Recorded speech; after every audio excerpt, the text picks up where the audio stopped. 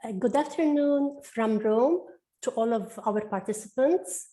My name is Fatima Hashim, Senior Nutrition Officer at FAO Headquarters, Rome, and I will be your moderator for today's webinar. And I'd like to welcome you to this first workshop of the Healthy Diets from Sustainable Food Systems Coalition's special project on food-based dietary guidelines. This workshop will delve into how dietary guidelines can bring together diets and climate to deliver on the joint vision of the coalition, which is a world where all people can access healthy diets from sustainable food systems. So before starting, I have a few housekeeping points that I'd like to share with you. So first, today's session will be recorded and it will be made available to those who could not make it to join us online. We also have the Q&A and the chat functions active. I encourage you all to use them during the workshop.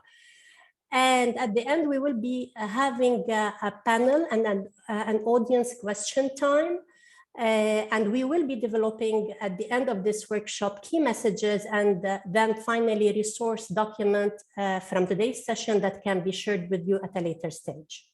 So with that said, I would like to welcome to the floor Mrs. Stella Norhagen, who is a senior technical specialist with GAIN to provide some opening remarks. Stella, the floor is yours. Thanks very much, Fatima, and thanks for everybody for joining us today for this webinar. Food-based dietary guidelines currently exist in about 100 countries and growing. And where they've put in place, they offer an essential way of translating nutrition advice formulated in abstract, hard-to-grasp terms like recommended daily allowances of micronutrients into practical and concrete recommendations of which foods to eat in which combinations to achieve a healthy diet. These recommendations are not generic, but rather specific, culturally appropriate, and aligned to local food systems and social norms. So a recommended plate in one country may look very different from that in another country, even though they contain similar nutrient content. And they're communicated in ways that professionals like school meal planners and those formulating policy recommendations, as well as members of the general public, can easily understand and apply them. That recommended plate is one that you could actually recreate in a typical household kitchen or cafeteria kitchen by shopping at a local market. As such, food-based dietary guidelines have been highly valuable tools in educating populations on nutrition and improving their dietary choices. At the same time, in most countries, their potential has not yet been reached, as the existing food-based dietary guidelines focus only on the outcomes of the food system related to human health, ignoring the critical implications that dietary choices have for the impact of the food system on the environment, including on climate change. That hypothetical plate, it does nothing to tell the user about how, for example, swapping one food for another or opting for a version of a food that was produced using sustainable practices could help to reduce their own carbon footprint. By integrating climate and other environmental considerations into food-based dietary guidelines, their role can go beyond steering people to achieve a healthy diet to guiding them to achieve a healthy diet from sustainable food systems. Seeing more uptake of climate concerns in food-based dietary guidelines, and then critically better application of those climate-smart food-based dietary guidelines in practice, is this really central to achieving the vision of the Coalition for Healthy Diets from Sustainable Food Systems. But doing so, it's not necessarily easy. And there's a lot of scope for countries to learn from one another about how to overcome the associated challenges and what are some of the best practices for creating food-based dietary guidelines that align to nutritional needs as well as to climate goals, and doing so in a way that's truly practical, useful for their populations. As such, we in the Coalition are delighted to be able to host the conversation today to learn more about the potential for climate-smart food-based dietary guidelines, as well as some of the practical challenges and opportunities the countries have faced when creating them. We really look forward to this conversation, but also to other conversations that will follow in the future as we all embark on this important challenge together. So thanks very much, and back to you, Fatima. Thank you, Stella, for setting the scene for today's workshop. You raised very important points about the difficulty of meeting different objectives related to human health and to the health of the environment. I think we will learn more about this today from our participants, and I hope also from the discussions and the questions that the audience will be asking. Now I'd like to pass the floor over to Elena Martinez. Elena is a consultant in sustainable agriculture and food systems with the United Nations Environment Program. And Elena will be discussing further the linkages between nutrition and climate. Elena, the floor is yours. Thank you so much, Fatima. The United Nations Environment Program participates in the Steering Committee for UN Nutrition, which is an interagency coordination and collaboration mechanism for nutrition. And together, we're preparing a UN nutrition discussion paper right now on the interlinked nutritional and environmental impacts of diets and food systems in the face of the triple planetary crises of climate change, biodiversity loss, and pollution. This paper will be launched at the upcoming COP27 event in Egypt and used for advocacy at other international events. There's growing awareness of the daunting nutritional and environmental challenges that our world currently faces. However, the interlinkages between these challenges are not always well documented, understood, and managed by policymakers, especially as populations continue to grow and urbanize. Through our paper, we're hoping to foster a cross-disciplinary dialogue, bringing the nutritional and environmental communities together to share knowledge and perceptions, identify potential synergies, and find ways to address trade-offs between priorities.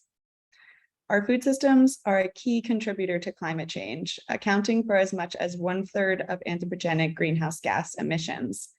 And in turn, climate change affects our ability to produce and consume nutritious diets.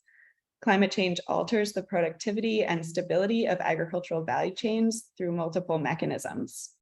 We see shifts in temperature, precipitation, and humidity that alter the geographic range of crops and animals, increase pest pressures, reduce the stability and predictability of climatic conditions, and increase food safety concerns. Also, the increased frequency and intensity of extreme weather events decreases agricultural yields and disrupts the stability of value chains. Climate shocks can also increase food prices and decrease the stability of food prices over time. And increased carbon dioxide concentration in our atmosphere can decrease the nutrient content of some crops. So through these shifts, climate change alters the price, availability, and safety of foods, and this is especially important for nutritious, perishable foods that are essential for improving dietary quality. And this can exacerbate the existing challenges of hunger, food insecurity, and malnutrition in all its forms. Dietary transitions can also exacerbate both climate change and nutrition challenges. In many countries, we're observing transitions towards diets that are high in animal source foods, refined carbohydrates, saturated fat, sodium, and highly processed foods. And while these transitions occurred in past decades in some higher income countries, they're occurring rapidly in many low and middle income countries. And in general, these diets tend to have poor nutritional quality and high environmental impacts. A lack of diversity in our food systems also can contribute to both climate change and nutrition challenges. Our food systems increasingly lack diversity in the agricultural commodities and ingredients that make up commonly consumed foods and food products. These trends are driven by government policies, a large influence of food companies, and consumer preferences. For example, ultra-processed foods are largely made up of ingredients derived from just a few agricultural commodities, and these food products tend to be less nutritious and are produced through intensive food systems with high environmental impacts. Further, a low diversity in the plant and animal food species produced is often linked to low cultivation and availability of indigenous and traditional food varieties. So finding policy solutions requires us to focus on trade-offs in each context.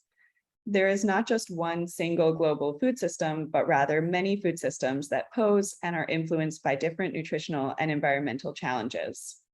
There are often complex trade-offs between the nutritional and environmental impacts of diets, and our solutions must be tailored for different populations and groups and refined at different levels. In our paper, we're providing a variety of policy solutions for national and subnational governments and UN agencies, including food-based dietary guidelines. We focus on solutions that can provide synergies between environmental and nutritional challenges and look across all stages of the food system. Food-based dietary guidelines provide an important opportunity where national governments can tailor guidelines to both address the dietary needs of their populations and reduce the environmental impacts of diets. And since food-based dietary guidelines often provide a framework for other national and subnational food policies, these adjustments can have far-reaching impacts. We need communities focused on nutrition and the environment to work together because we cannot address nutritional challenges going forward without considering the environmental crises that our planet faces. So thank you so much for having me. I look forward to hearing the rest of the discussion. Thank you, Elena, for this introduction and for putting into focus the interlinkages between the environment and nutrition and how difficult sometimes it is to reach trade-offs. We are looking forward to reading this paper you have referred to. I think it adds to what we've heard so far from Stella.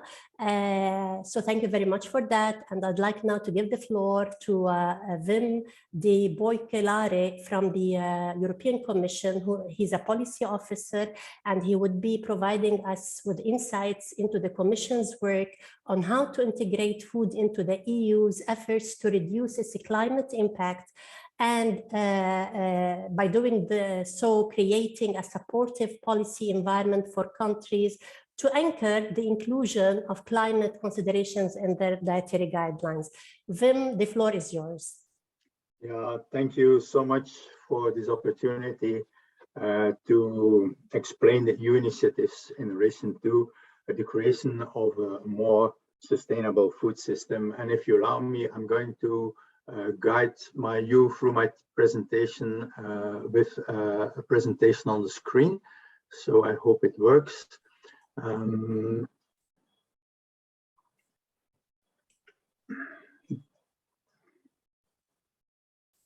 Okay.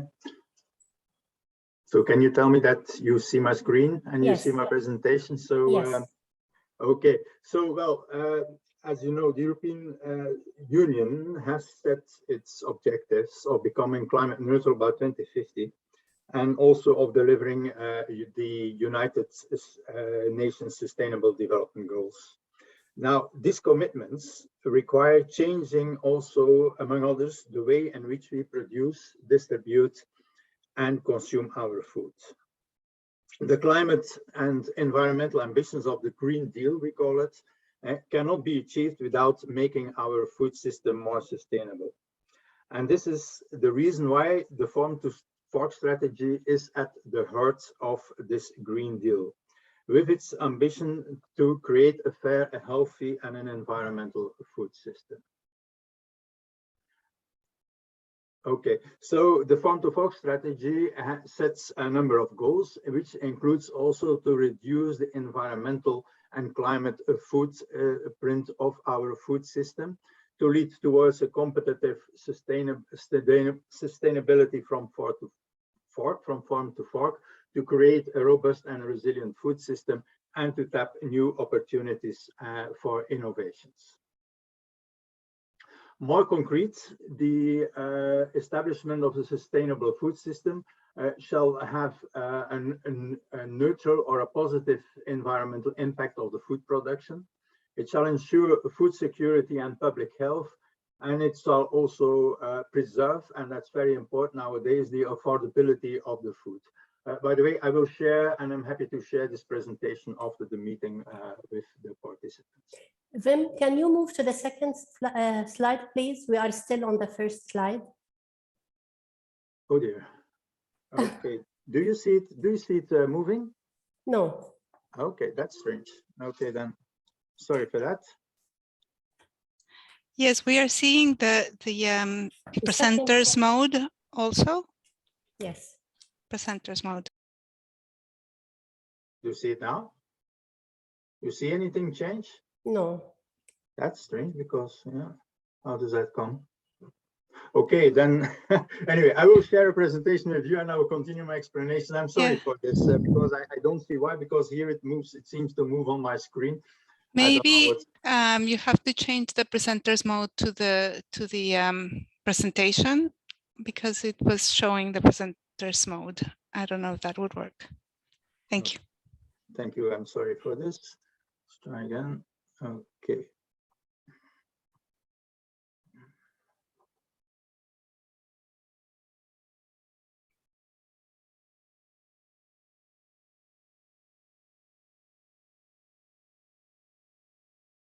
So do you see it now? Yes. Okay. And if I do it here, my presentation.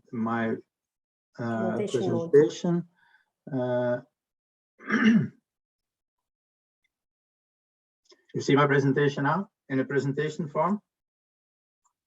Yes, it's moving now. Okay, good. Sorry. Okay, good. Yeah, it's okay. Thank you. So what we want to do is to establish a sustainable food system that has a neutral or positive environmental impact that ensure food security and public health. And also very important nowadays is that preserves the affordability of the food. So there's a number of actions which include new legislative proposals, revision of current legislation, and also non-legislative actions such as a code of conduct by the food industry. So the actions to ensure sustainable food production, which is mainly focused at the agriculture part, which includes a revision and recommendation to the member states as regards the objectives that are in the common agriculture policy, revision of the use of pesticides, plant reproduction materials, organic, also an action plan for organic production, action plan for integrated nutrient management. There are also actions which are more addressed at the food industry and the retail and the hospitality and food services, which concern corporate governance due diligence, code of conduct of monitoring, a code of responsible business and marketing conduct, the setting of nutrient profiles to restrict promotion of food high in salt, sugar, and or fat, proposal of a revision of the food contact materials, and also revision of marketing standards. But also, much important, also are actions to promote a shift towards healthy diets. So that will contain setting minimum mandatory criteria for sustainable food procurement, the review of an EU school scheme, a legal framework to refocus also on healthy and sustainable food, review of the EU promotion policy for agriculture products and food products, a proposal for mandatory front of pack nutritional labeling, proposal for origin indication on the labels of the products, and also a proposal for sustainable food labeling. To this end, we will also create a new framework legislation on the sustainability of the union food system. Currently, we do not have such a legislation. We have a very good system as regards food safety. We have a lot of different pieces of legislation, but none of them has introduces or foresees to introduce a sustainability in a holistic way. So the fitness check of our food safety general food law has in fact confirmed that it's very good for protecting consumer and the safety and protecting the interest of the consumer, but not for sustainability. Therefore, we need to have our own framework, which will create an enabling environment for future policy to ensure coherence in all food-related policies in terms of sustainability objectives, including biodiversity and climate change. Also very important is the creation of a favorable and transparent food environment that will make it easier for the consumers to choose healthy and sustainable diets. There is also a part on optimizing the production, the distribution, and consumption of food to increase efficiency and reduce food waste. So there will be in our new legislation a number of building blocks which common definition on sustainability, including also general principles and objectives, push measures to eliminate the most unsustainable operations, and pull measures to incentivize the uptake of higher sustainable standards. There will also be a part on monitoring and on governance provisions. As regards the push measures to remove unsustainable products from the markets, they're primarily addressed are primarily there to address the problem that sustainability considerations are not systematically taken by food and feed business operators in the design or their operations, with, of course, the negative environmental, social, and economic impact. We would also introduce as pull measure sustainable public procurement. So sustainable public procurement is considered to be an important motor to boost, for instance, organic production, but also to introduce more healthy foods in schools and public institutions. What we will do is, first of all, let's say, focus on, or could be focusing on regulatory requirements, where we will set targets for the member states, where we will incentivize member states to introduce further sustainability in the open public procurement, including, for instance, a minimum number of uptake of sustainability requirements. And that will, of course, refer, if needed, to existing dietary guidelines that will then be taken, dietary guidelines that exist with the member states, and that can then be flexibly applied by the member states. Also, what we will do in our framework is introduce the sustainability labeling to better inform the consumers about sustainable foodstuffs, and also for him to be able, or to empower him to make sustainable food choices and stimulate the demand for sustainable food. This will then also incentivize food business operators to progressively improve the sustainability of their foods. So this is very brief and very short what we are doing. We think that the food-based dietary guidelines can play an important role in this, in particular when we are referring to public procurement, but also when we are considering labeling requirements. So also important is in our system that we will provide a multi-level cooperation for governance, where we will, of course, engage with the industry, engage with the food business operators, with the EU, and also in the EU, but also with member states and legal and regional and local governments. We will provide the basis for the development of food sustainability strategy also by the member states. So our framework legislation is being developed. We are currently working on an impact assessment. The impact assessment together with the proposal for that framework legislation will be adopted by end of 2023. So that's very fast going through our initiative. But again, I repeat, food-based dietary guidelines will play an important role, because we are convinced that also the consumption patterns of the consumers have an impact on, of course, their health, but also have an impact on the environment, and in particular on the climate. So thank you very much. Thank you, Wim, for this very rich presentation of what the EU is doing, and for presenting the EU strategy from farm to fork, and also the emphasis that you are putting on the legislative and the non-legislative actions through this work, and how food-based dietary guidelines can be used as tools to inform not only the consumer, but also to inform policies related to procurement and to food labeling in particular, and how the different stakeholders can be involved and made responsible all through this process. Thanks a lot for this presentation, and I hope we will be having time to discuss this approach a little bit more during the question and answer session. Now I'd like to give the floor to Dr. Ana Islas from FAO, Ana Ramos Islas from FAO, And Anna will be presenting to us how the dietary guidelines can help inform food systems transformation for both health and climate outcomes. Anna, the floor is yours. Thank you so much, Fatima. Thank you for this introduction. We heard earlier from Elena about linkages between nutrition and climate. These linkages provide some of the evidence on why sustainability and the specific climate needs to be considered in dietary guidelines.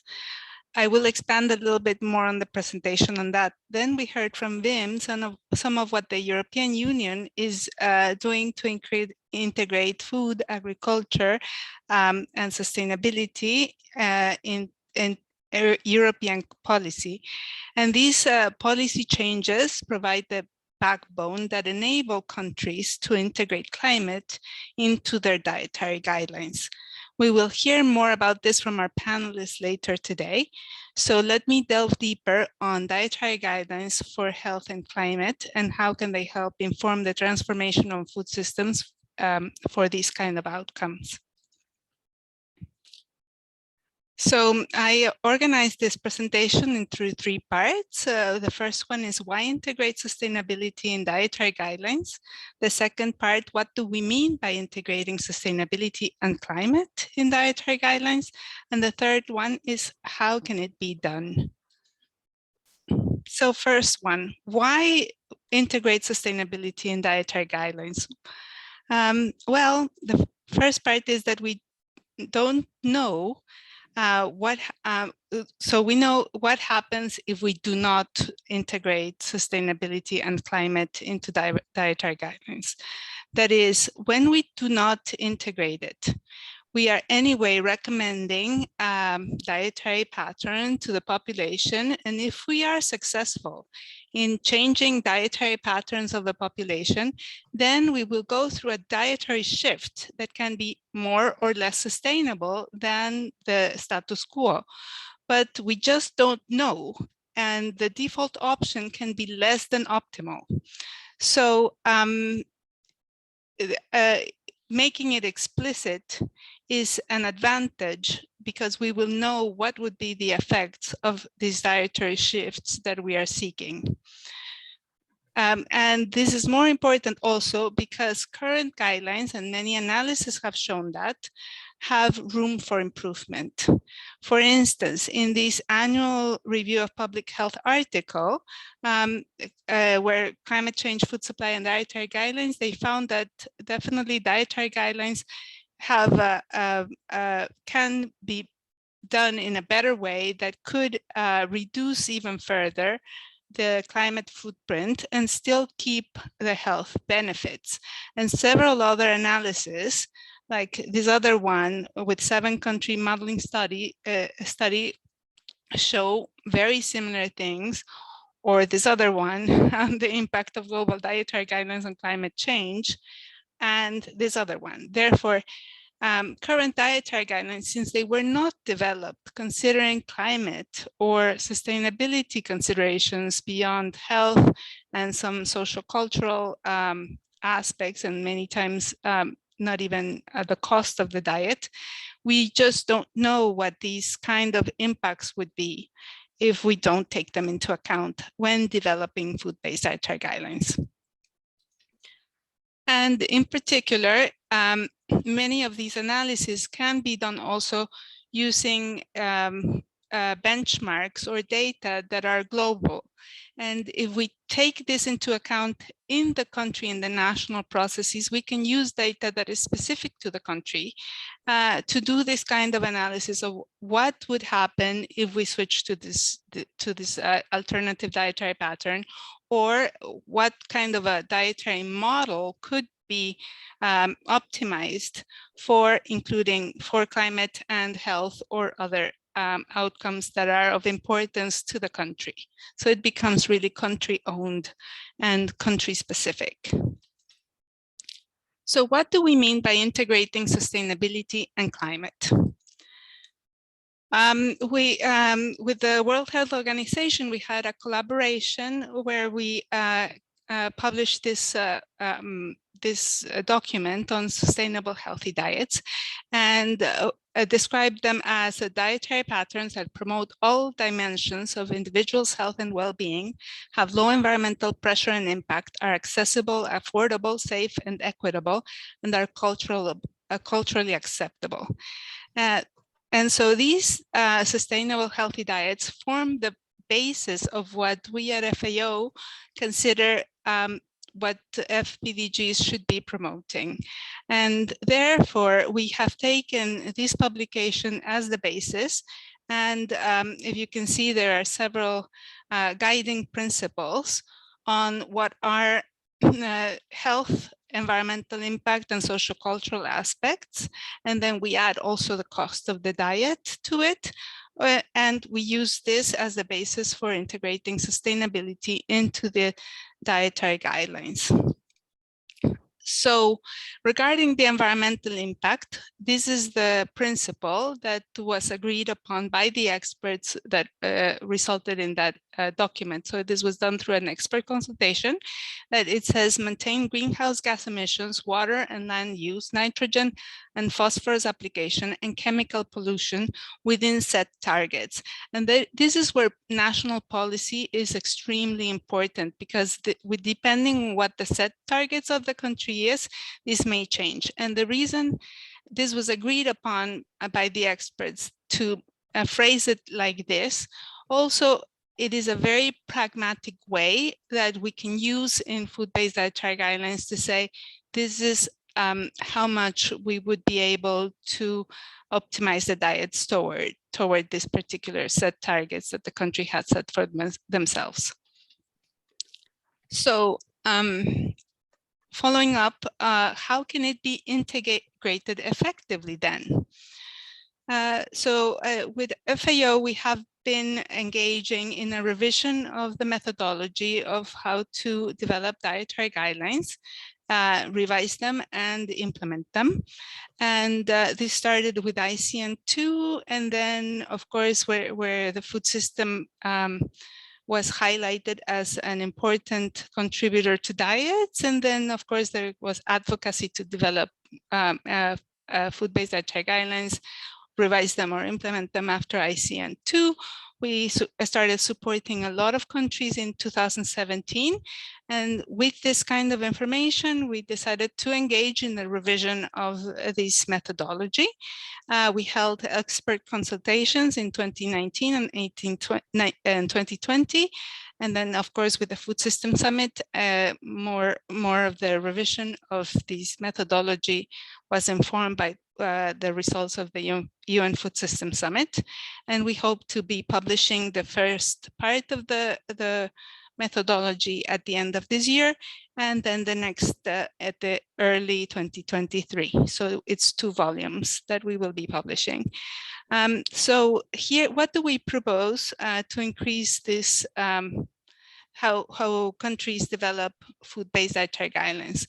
We are proposing to have a food systems approach to developing food-based dietary guidelines, and increasing the behavioral focus with a clear socio-ecological model to improve also their effectiveness.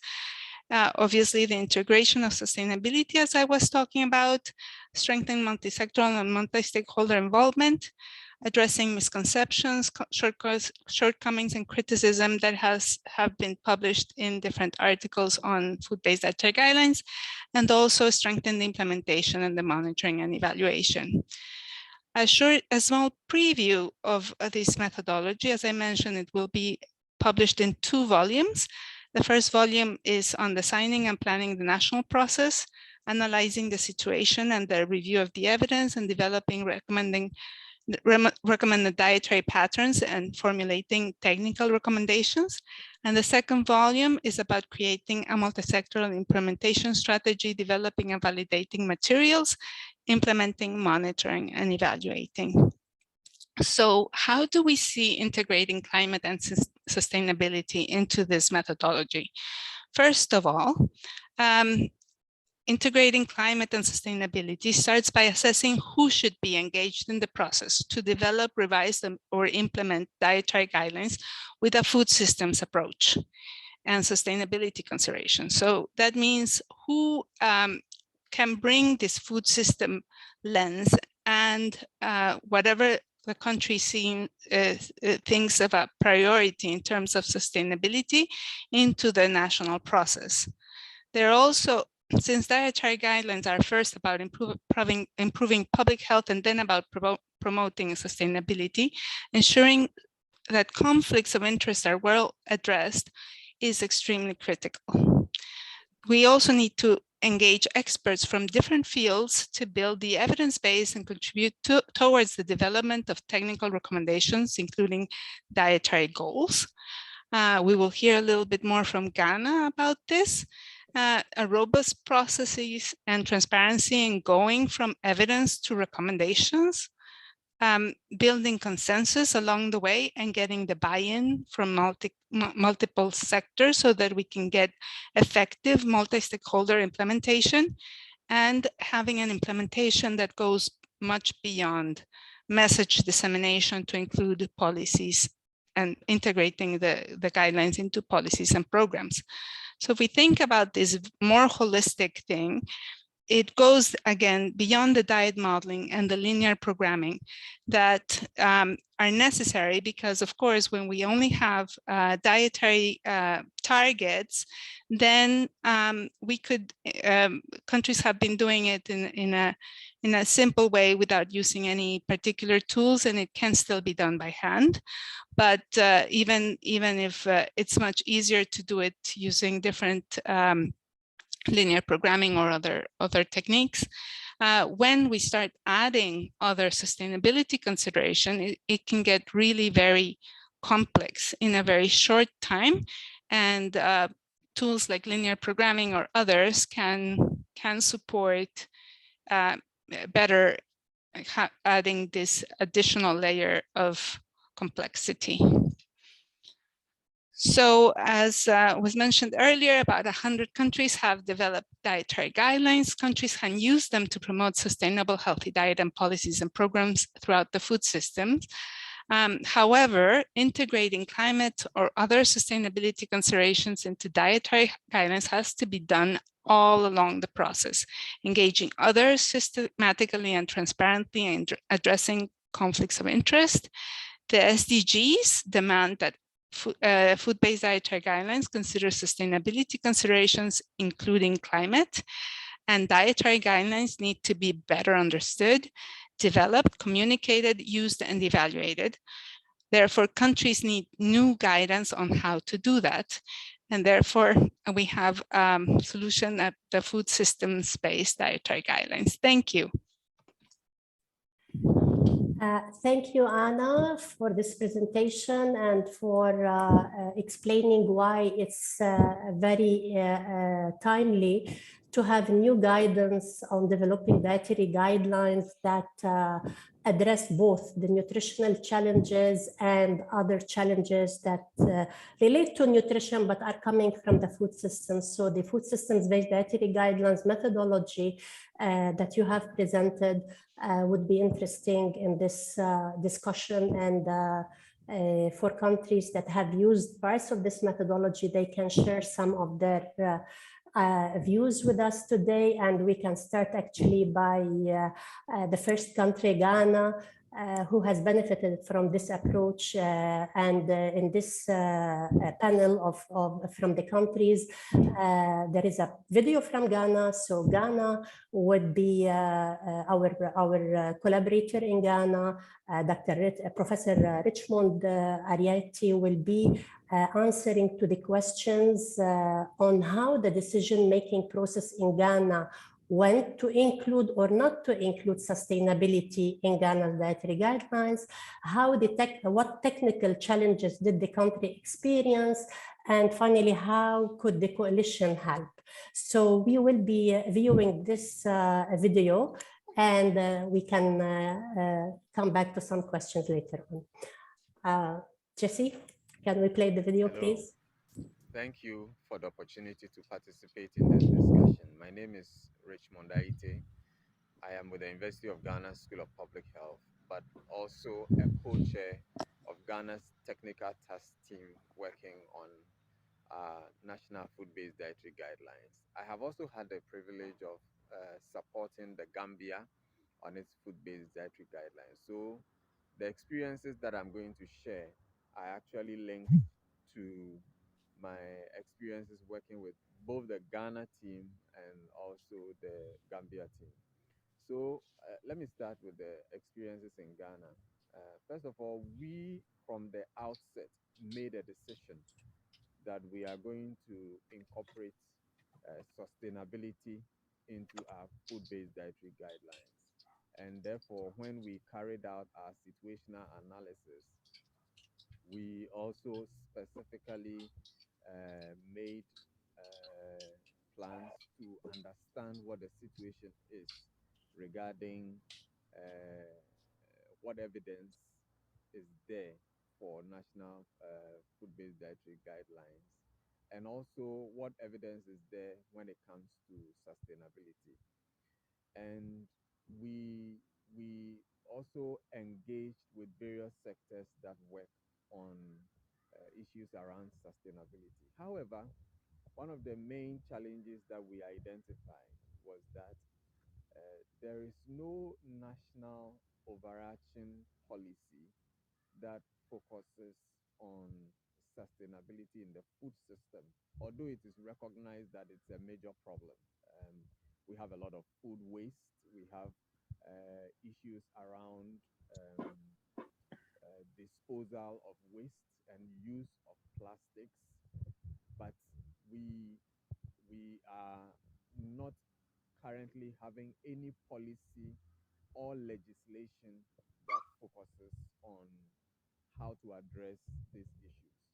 So it becomes challenging for us to really come up with any kind of communication or guidelines to support the population to make decisions around sustainable diets.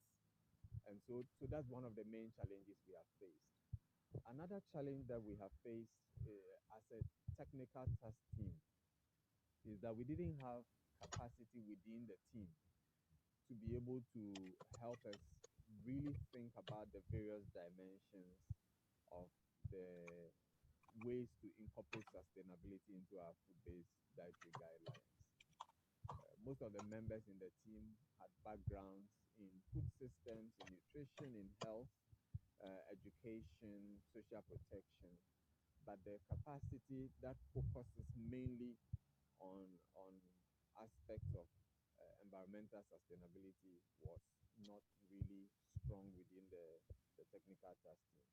I believe this is, on hindsight, something that we would have to, it's a weakness, something that we will have to address in subsequent revisions of our food-based dietary guidelines. We have to be more deliberate in choosing who is going to be part of the food-based dietary guidelines technical task team. I think the same challenge, we have faced the same challenge in the Gambia, although there, some of the people from our great sector have a lot more experience regarding the environmental sustainability, and we have learned lessons from that.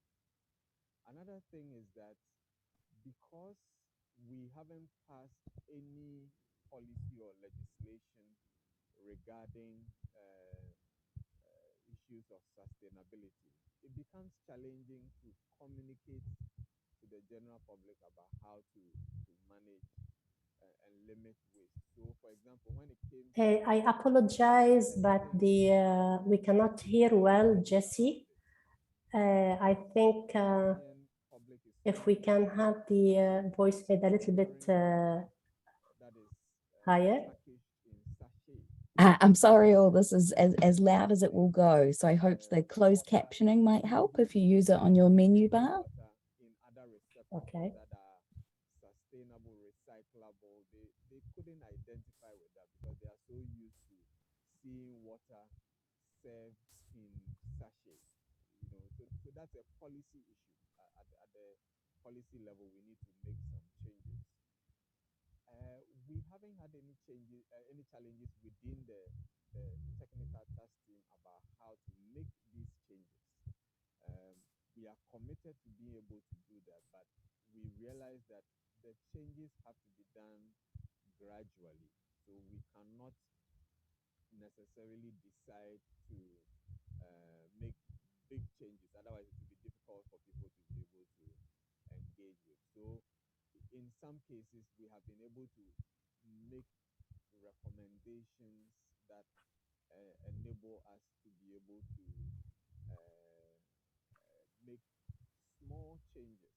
For example, when it comes to receptacles for oil, we have moved away from showing images that have plastic, which is what most people would see.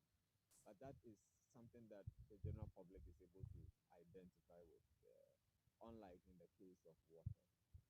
Now, how do we do better in the future? I believe capacity building will be useful for us. As I mentioned, the technical task team would need capacity around issues of environmental sustainability and how to incorporate that into our food systems recommendations. I believe that there is also a need for advocacy, and we would need the kind of support that helps us to engage with decision makers at a higher political level, so that some of the recognized policies that are not in place beyond the food-based dietary guidelines can be put in place. When that happens, then we will be able to then make recommendations that people can actually follow. So thank you. These are the thoughts that I wanted to share with you. Thank you for the opportunity. Thank you, Professor Ayeti. I apologize for those of you who couldn't listen well to the video, but in summary, what Professor Ayeti has shared with us are challenges related to the absence of holistic policies related to integrating sustainability or dealing with sustainability at different levels. He also mentioned the lack of technical capacity, but he insisted on the commitments that Ghana has made in introducing sustainability into their dietary guidelines.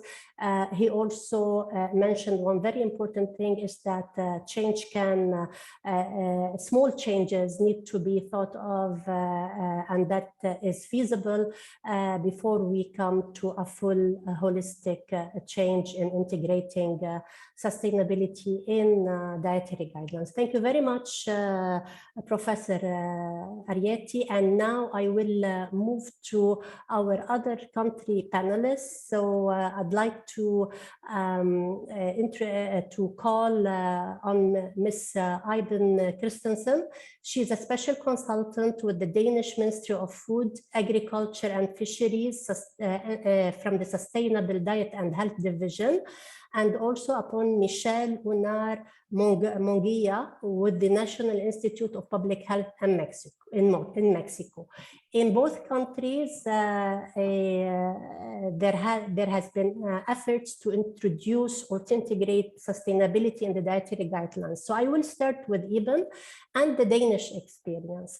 So Iben, in 2021, Denmark released their new dietary guidelines, which successfully incorporated climate considerations.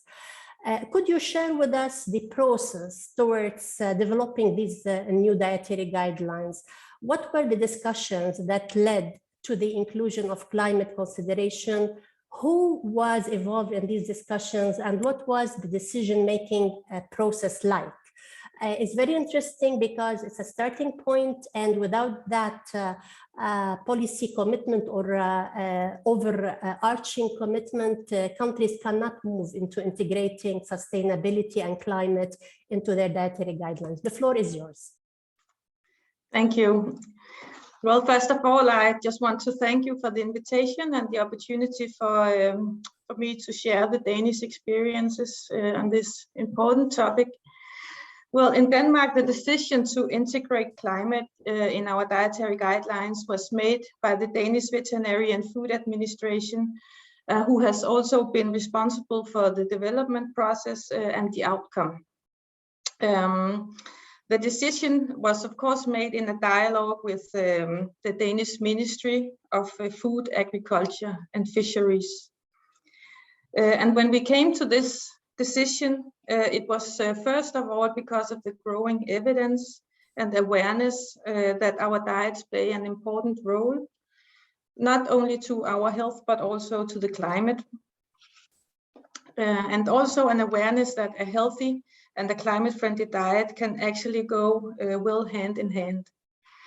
So it was, for example, scientific reports like the Eat Lancet report, but also the UN Sustainable Development Goals, a new scientific report from the Danish National Food Institute, and so on, that was part of the foundation for putting climate and sustainability into our focus. The decision was, of course, also influenced by a strong political focus by the Danish government, and also by the Danish commitment to reduce greenhouse gas emissions. So the support from the government, the ministry, and our minister here in Denmark, the Minister of Food, has played a very important role also in the decision making and the launch and the communication of the guidelines. Thank you very much, Iben. It's very interesting to know how science and emerging science was informing your political dialogue and how the commitments by the government have been translated into integrating climate into the dietary guidelines. I'll go now to Michelle. Michelle, Mexico is now looking to also update their dietary guidelines to include environmental sustainability elements in them. Can you share with us what was discussed about the inclusion of climate and sustainability considerations in Mexico? What sort of dialogue went on, and how was the stakeholder engagement in this process? Over to you. Thank you. Thank you very much for the invitation. So in Mexico, yes, we are on a process of updating the food dietary guidelines. And we in Mexico have an intersectoral group of health, food, environment, and competitiveness. Its name is HISAMAC by Spanish acronym. And this group comprises various ministries such as health, environment, agriculture, science and technology, economy, among other ministries. This group was first implemented as an initiative of the Ministry of Health. And the objective of this group is to build a healthy, fair, sustainable, and competitive agri-food system. Within the framework of this HISAMAC group, the Undersecretary of Health entrusted a group of food guides that would be coordinated by the National Institute of Public Health in Mexico to review the last food guidelines and update them, align it to transform the food system toward a more healthy, fair, sustainable, and competitive one. For these reasons, the new food dietary guidelines include climate considerations to reduce the impact of food systems and diets on the environment. But also we have other dimensions of sustainability. We consider the healthiness and affordability, and also these new food-based dietary guidelines are culturally relevant. And among the people that participated in this process, we had an expert group and a multidisciplinary group that included the academy, social organizations, and also government stakeholders.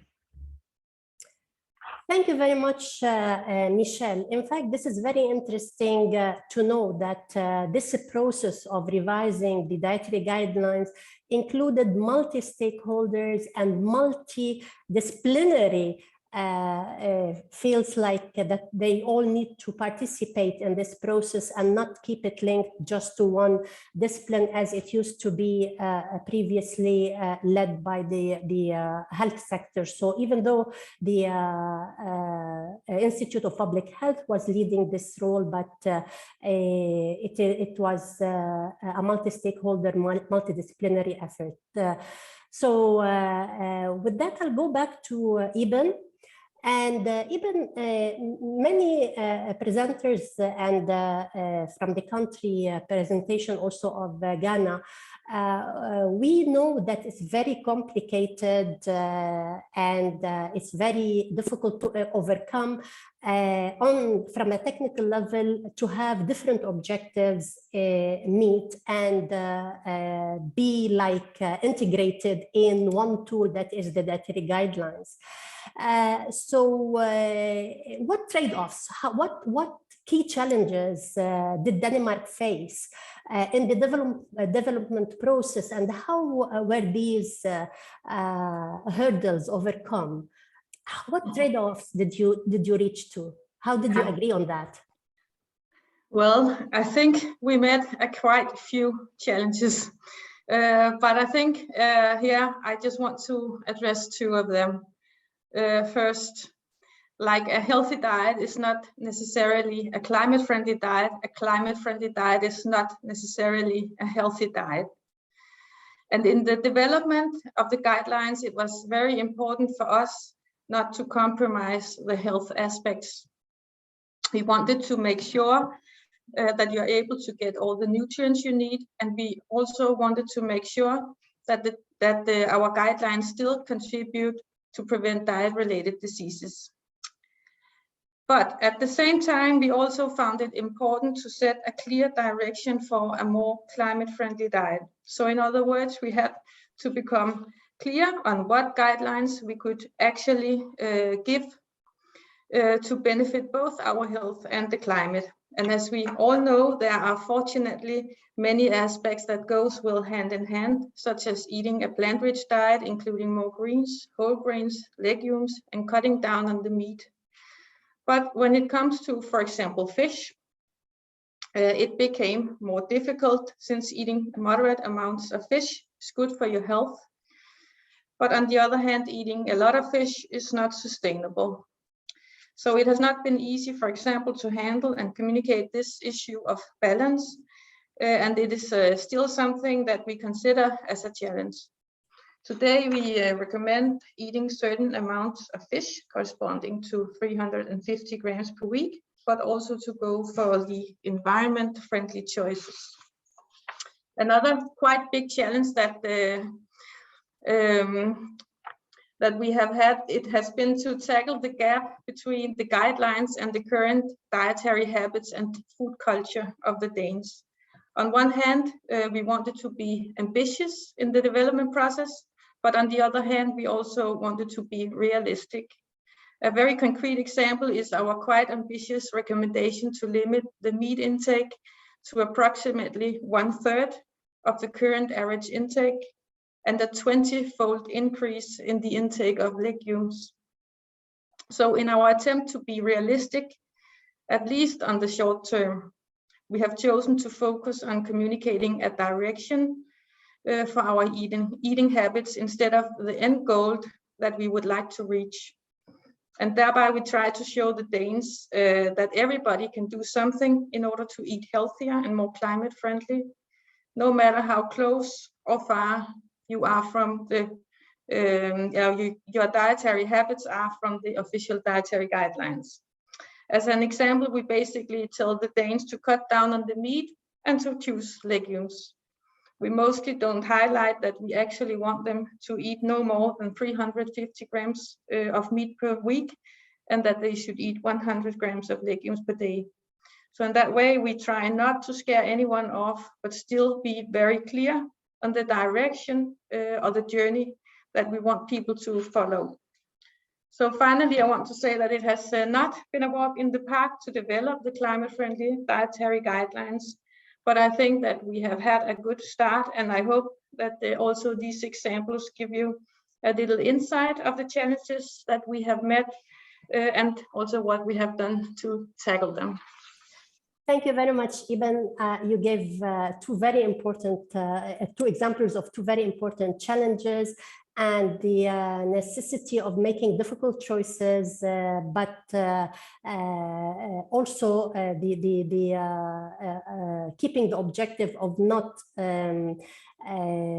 reducing the objective on nutrition to in a way that becomes harmful. But it's a difficult combination, and I'm sure that you have reached the solutions that are best for your country based on a consultative process.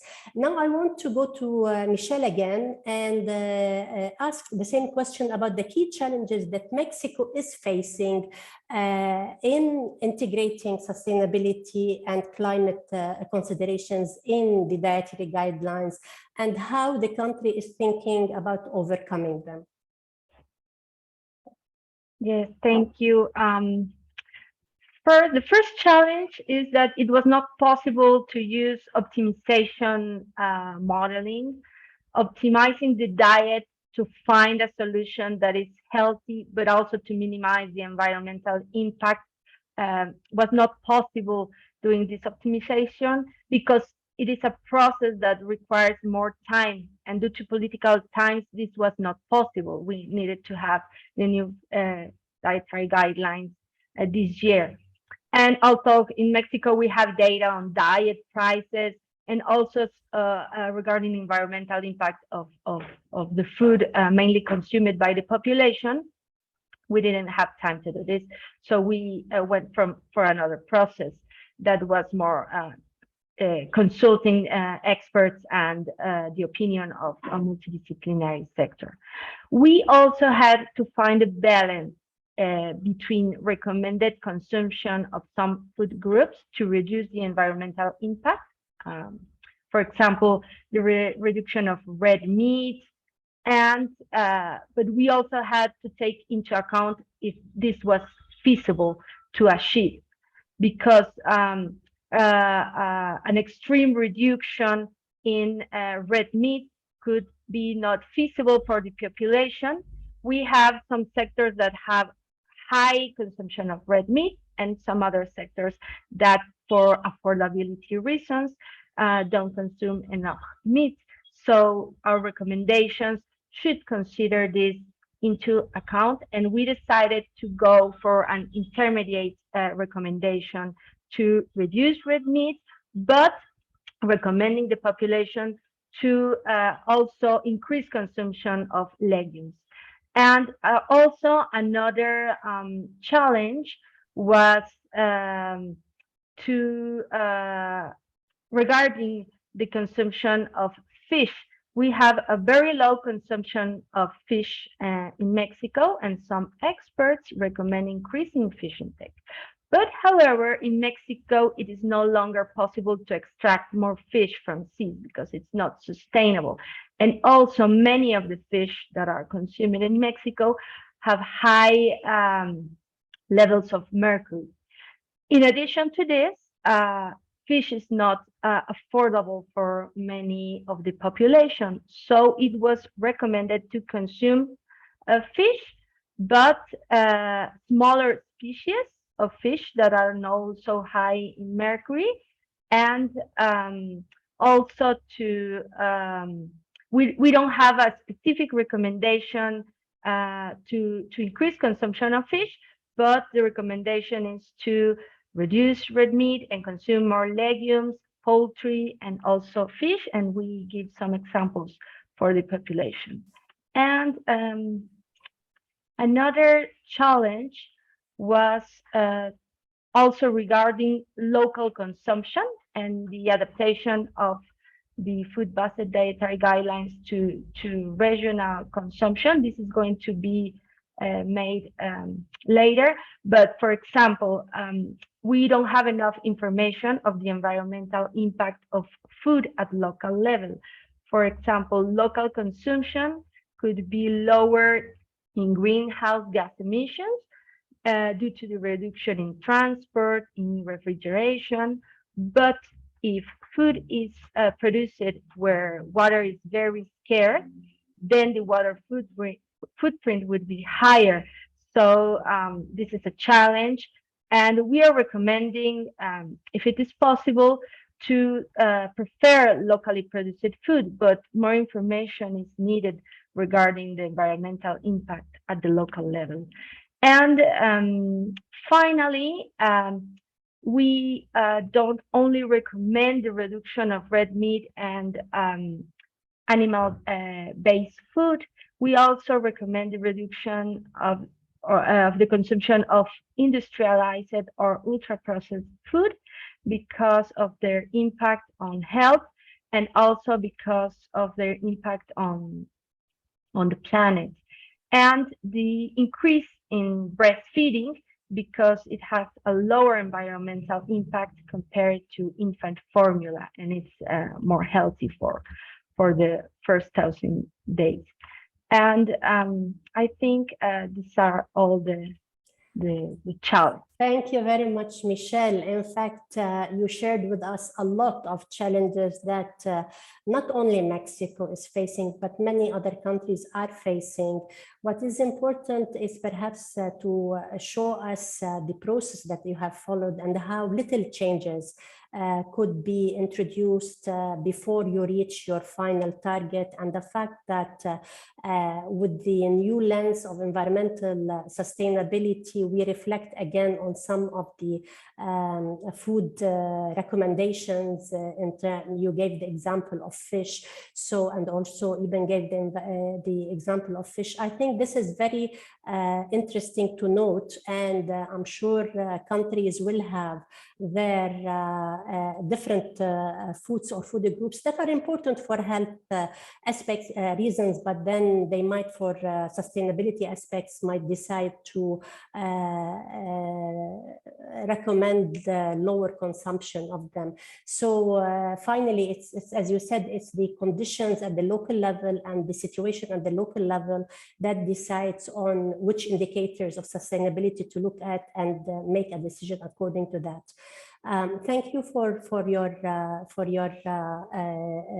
sharing this information with us.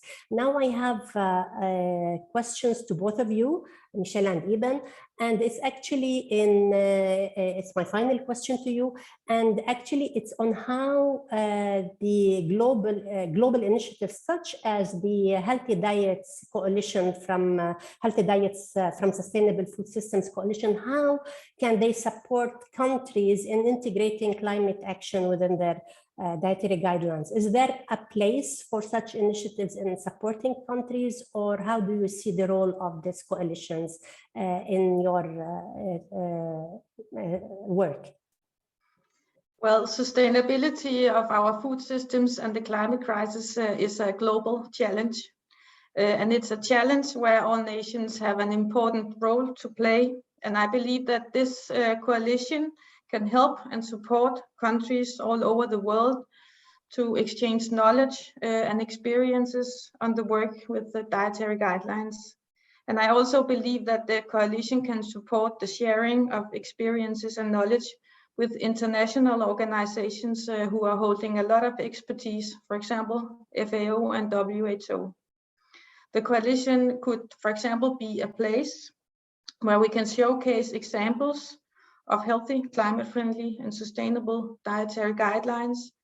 And I think also it could be a place where we together could try to find solutions to the challenges that we meet when developing and implementing the dietary guidelines in our nations. And more specifically, the Danish Veterinary and Food Administration want to become even better at using the dietary guidelines as this driver for food system transformation, not just a guidance tool for the consumers, and maybe also a tool to deliver on the Danish climate commitments. When we here in Denmark are very committed to share our experiences, I believe also we have a lot to learn from other countries. And that's why we also support and try to contribute actively to the work of this coalition. And I would just finally say that I want to thank you for organizing this seminar. I think it's very important. Thank you, Eben. Michelle? I agree with Eben, and we think that the coalition could support many countries, providing clear instructions on how to make estimates, for example, for the environmental impact of food.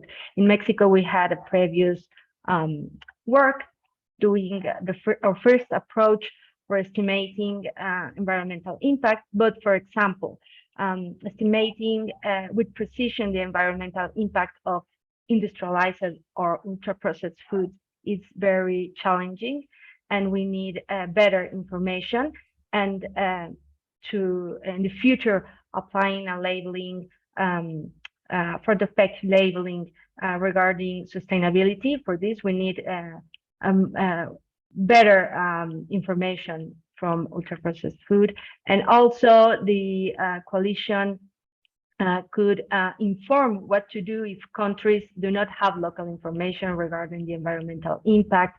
What other type of information could be used at local level, provide technical support for estimating this kind of data, but also for the optimization process that could be very important in food-based dietary guidelines, and also provide technical assistance for the selection of the final recommendations, to consider those that promote healthy and sustainability, but also are feasible and culturally relevant for each country.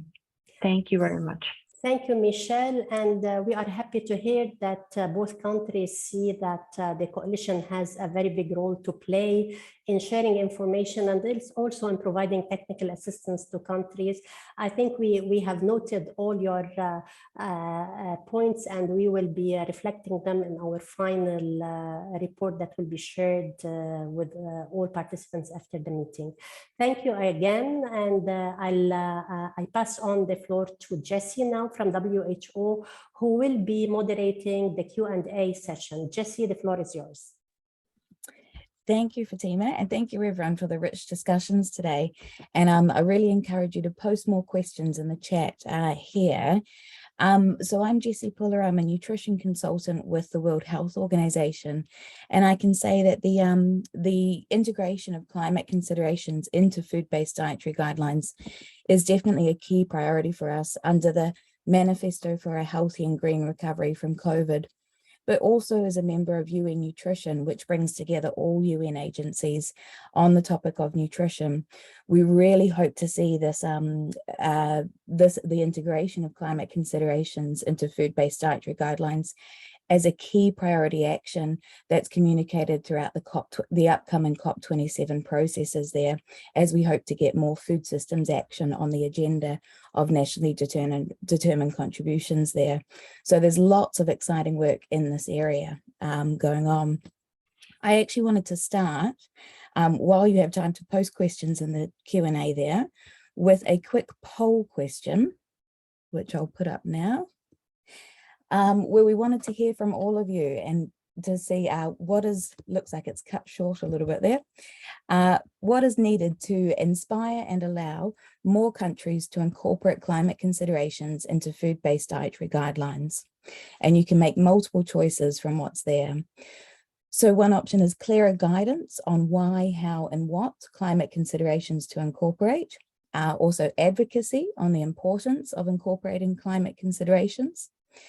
Better data at the national level capacity building, and also support in addressing conflicts of interest that can influence food-based dietary guidelines. So I'll just give you a little while to answer there.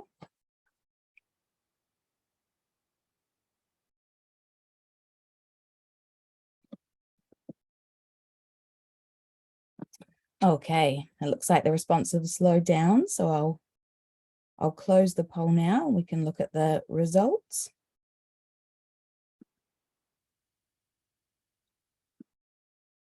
and sharing the results there.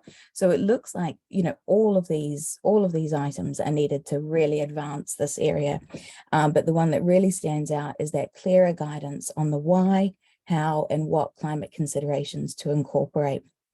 And I know it's been mentioned earlier by our country level colleagues about the it's sort of often in this area, it's the nutrition experts leading the food-based dietary guidelines development. And those nutrition experts need to broaden to that multi-stakeholder and also learn more about climate. I can say ourselves as a nutrition person too.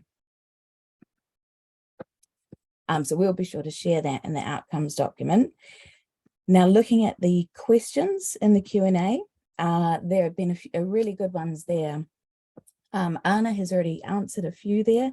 Some around, you know, will the labeling avenue, is there evidence for that would actually impact consumer choices? And this is, as Anna points out, a really growing area of research there. So as the evidence keeps growing, it is looking favorable. And it's just like for nutrition labeling, that evidence took a while to build up there too. A good question from Carol to Wim there. So sustainability labeling is key to informed consumer choices. What about the possibility of developing minimal environmental sustainability standards for food products, similar to what's been done for food safety standards? Sorry, Wim, I think you're on mute. Right. So thank you for this question, and indeed that's a very interesting one, and this is one of the options that is being considered by the Commission to see how to introduce sustainability labeling, to introduce these requirements, and like with nutritional labeling, also to do that for sustainability labeling.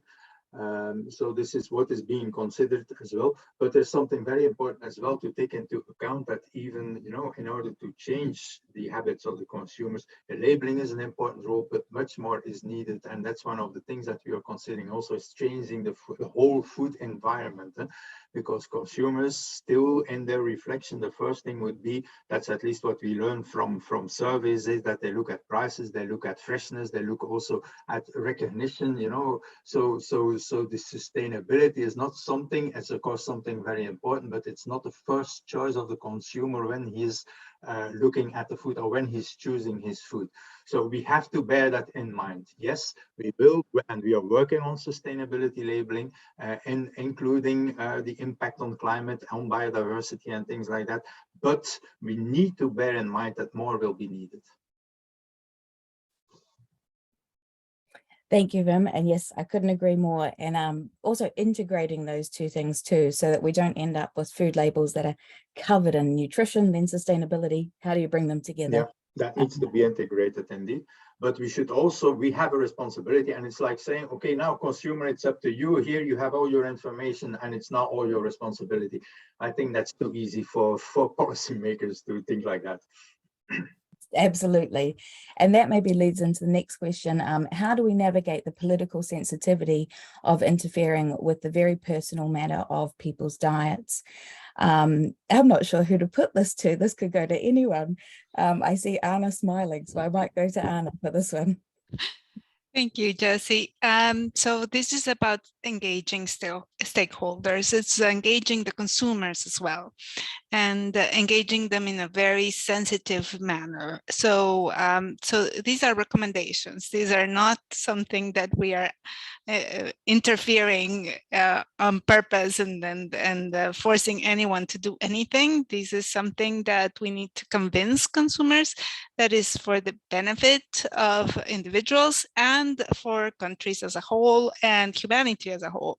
So in that sense, it's a lot of work, because this is not easy to try to get people to get the buy-in to really move together towards better solutions for everyone. But yes, definitely a lot of very sensible and sensitive communication and education and work needs to be done on that. Thank you. And Anna, one more question I think you'll be good at answering there, and it's similar from Gregory and from Tara there. We've talked about climate considerations, but then when we look at sustainability, there's a lot more elements to sustainability that need to be considered in conjunction there. So can you talk about how that's, I know with FAO's new manual, how that's being incorporated so that we're getting the environmental aspects included, but also those wider elements of sustainability? Yes, so also I forgot to mention engagement and dialogue. It's not a one way. So some of the elements of sustainability that sociocultural sustainability are in the publication of the Sustainable Healthy Diets. These are not easy to consider, but you need to know that food-based dietary guidelines have traditionally considered local culture, culinary practices in their design. Originally, have always done that. And we try to really link them to current consumption practices, which may not be the best at the current time, but we try to make them as close as possible to what people are practicing nowadays. But other considerations that we have there are gender, for sure, and inclusion in the process also of who gets to be in the table again, engagement of other stakeholders, and inequities. So those are some of the things that are in the new methodology. Thank you. Thank you, Anna. And adding another question, and setting food-based dietary guidelines, we aim to, they serve as both a consumer awareness tool, but really a guide for policy action. And in the past, that's been policy action in nutrition. Now, so much work has been done in nutrition policy. And what we're learning now as we become more aware of the environmental impacts is the need to mainstream and integrate environment and nutrition policy. I know, Elena, with the drafting of the paper between UNEP and UN Nutrition, those recommendations are really coming through. How do you see sort of the recommendations for bringing the two together? How do we maximize the existing nutrition programs? You know, we have programs in labeling, marketing regulation. So what opportunities do you see for bringing those together and changing the way we do nutrition? Hi, yeah, I think there are a lot of opportunities to maximize our existing programs by really engaging people in other communities in how we improve and implement those programs. And I think there are opportunities to work across UN agencies, but also across different agencies of national governments to do that. And I might pose the same question to Ivan and Michelle too. So I'll go with Ivan first. How do you see the dietary guidelines now influencing nutrition policy? Well, after we launched our dietary guidelines, we actually started updating our guidelines for meals in schools, daycare, worksite, canteens, and we have seen, I think, quite a lot of interest to try to make these places going forward. Also to learn the Danes that it is not that scary to try to eat more legumes, and that it actually can taste very good. So that's a strategy I think a lot of professional kitchens has taken in Denmark to try to show Danes that it tastes good, and they also want to make a green profile for themselves.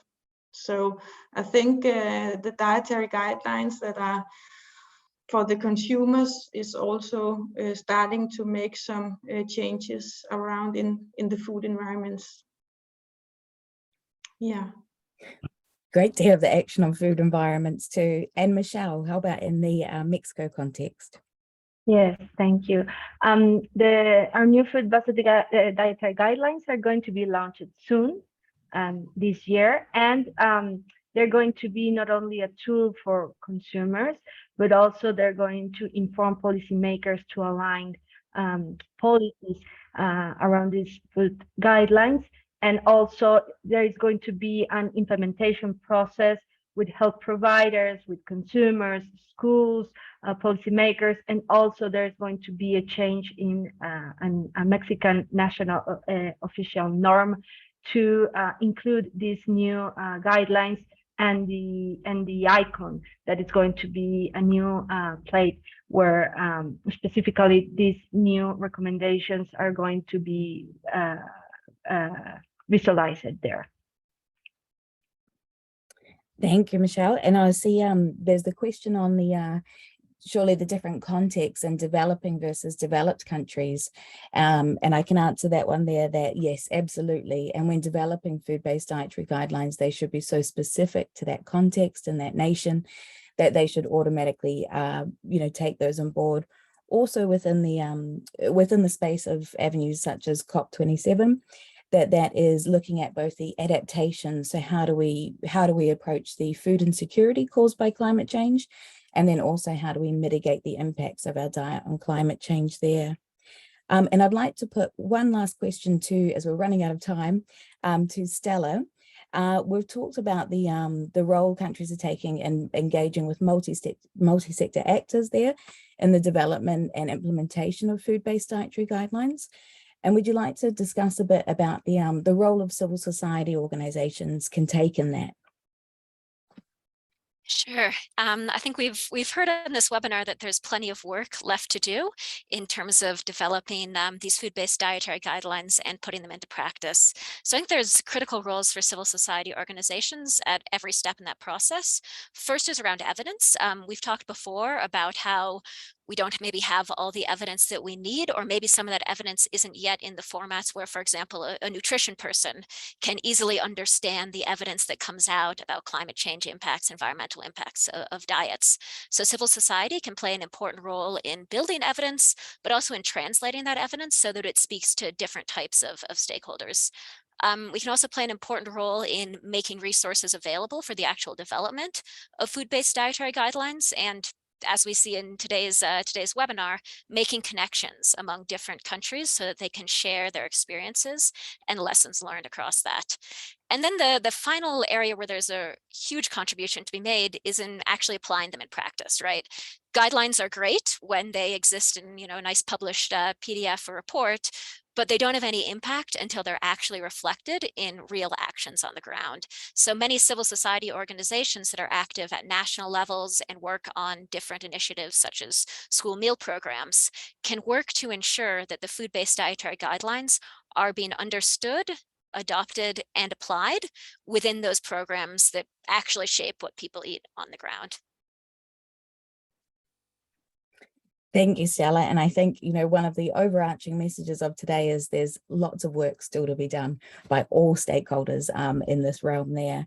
We are running out of time. So unfortunately, I'll have to hand back to Fatima for closing, but just to say we will capture these questions and some of the answers in that outcomes document there, because they're really useful at shaping this work stream there. So thank you very much, everyone. And with that, I'll hand back to Fatima for closing. Thank you very much, Jessie. And I think we had a very interesting and exciting webinar. We shared a lot of ideas about dietary guidelines and how dietary guidelines can respond to different objectives.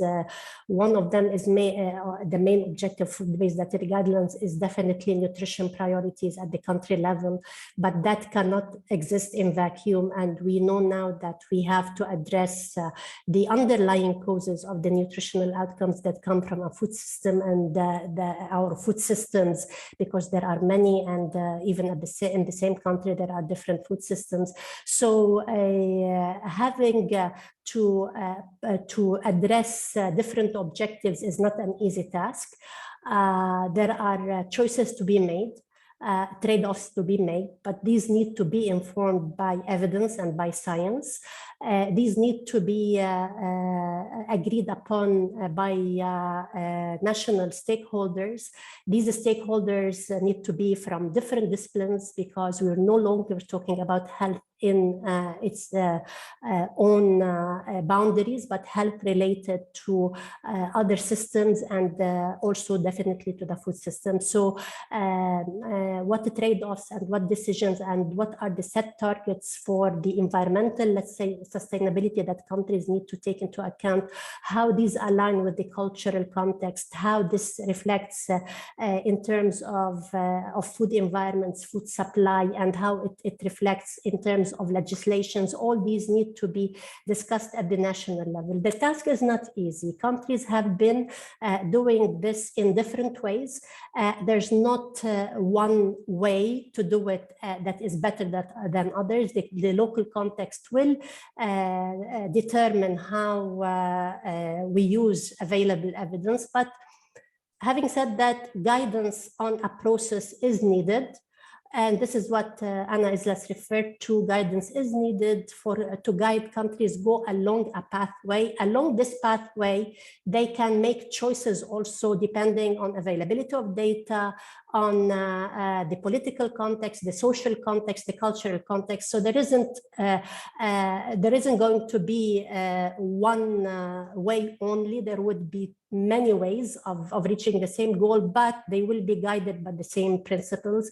And this is what the guidance that will be published by FAO is going to show. It's going to show the gold standard, but it will also give tips on what to do when you don't have all the data available, which we heard from countries, especially Mexico, about the non-availability of certain data that are important for this process.